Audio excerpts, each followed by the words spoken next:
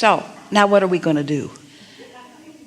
I have this, for me, it's a burning question, and it's about time. And recently, it was introduced to me that time is not linear, and that you can step into any place in time that you choose to. And I'm having a really hard time wrapping my head around that. Can you help me with that? Well, we hear things like that from people from time to time.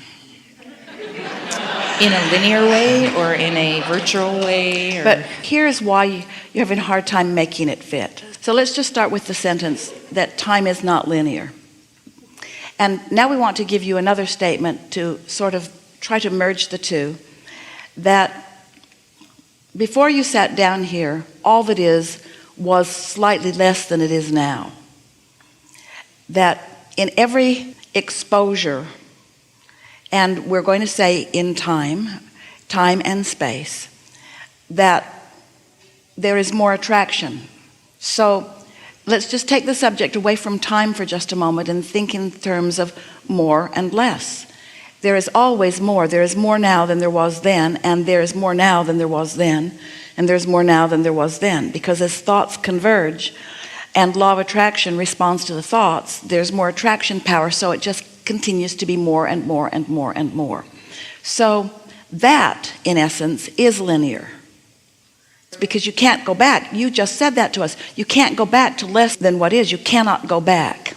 So just rest with that for just a little bit. If we were standing in your physical shoes, instead of thinking in terms of time, we'd be thinking in terms of expansion and more and more and more.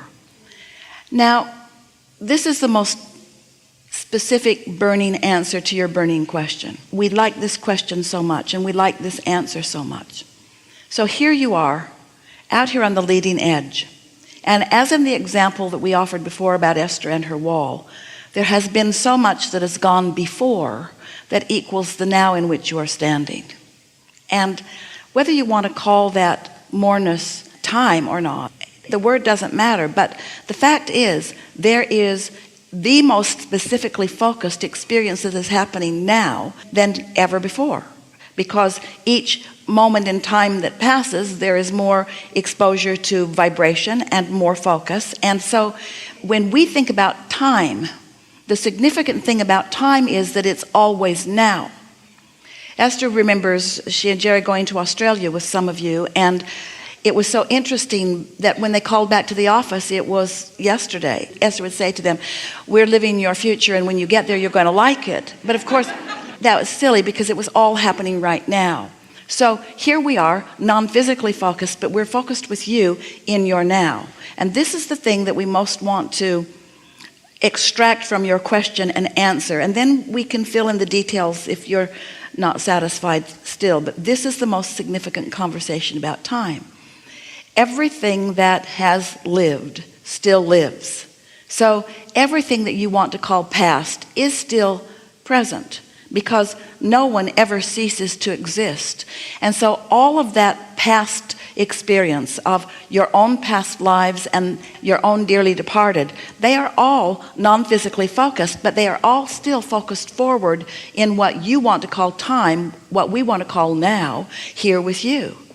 And so if you can look at time more as the moment in time, the junction where you in your physicalness meet all of us in our non-physicalness, and then you try to accept that there is never any going back, there is always only this moment and forward, then you begin to get a sense that we have to call it linear, because it's more. Of course you can imagine the past, and of course you can imagine the future. But people who are trying to make it sound like there are a lot of other dimensions and a lot of other times, and that you could go back in time, and that there are people that are actually living back in time, that's just not true. There are not people that are living back in time. It is our promise to you, everyone who has been, who is now non-physically focused, is here on the leading edge with you in what you call your time. And so this moment is more than the moment before, and this one and this one and this one, because you're exposing yourself to life, and you're putting more in your vortex, and you're coming into vibrational alignment, and we are all focused forward in time right now with you. Of course you can remember your past, but and this is why we're getting so exhilarated as we are following this train of thought, is that your inner being never looks back.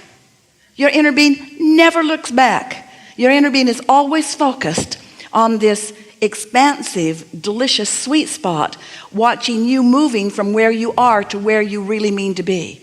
And in fact, your inner being is not even focused on where you are. Your inner being is focused upon where you really are vibrationally, which in your vernacular you would call where I'm going in terms of physical manifestation.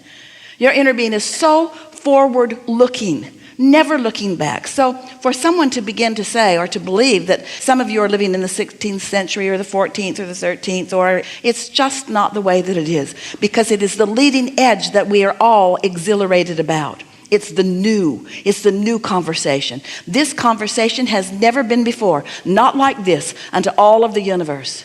This combination of who you are and what you know and who you are and this burning question that you are asking has never been before. It has never had a juncture meeting non-physical in the way that it is right now. It has just become more. And you've got to accept that as linear, because as you said, you can't go back. Don't you think it's fascinating that you opened this conversation with another conversation that you thought was completely off the subject, and it's exactly the same subject? When you tried to go back, when you tried to know a little less than you now know, when you tried to take that knowing that you used to be comfortable with and make it fit with what you now know, now that you've moved forward linearly. I think sometimes maybe I confuse myself. You think? But that's all right. That's all right. Well, you hear things. So if someone says to you, there is no time, and they're speaking it from a valid point, and you think, well, and yet we all met here at 9 o'clock and we're gonna go eat about 1 o'clock, and so let's use the word focus instead of time. Let's use the word now. Can you exist? Can you focus? Can you be other than now?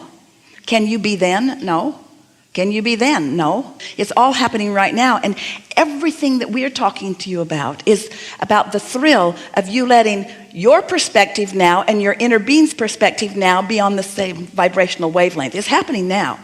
Do you know that if there were not only one powerful now, you couldn't feel emotions, positive or negative?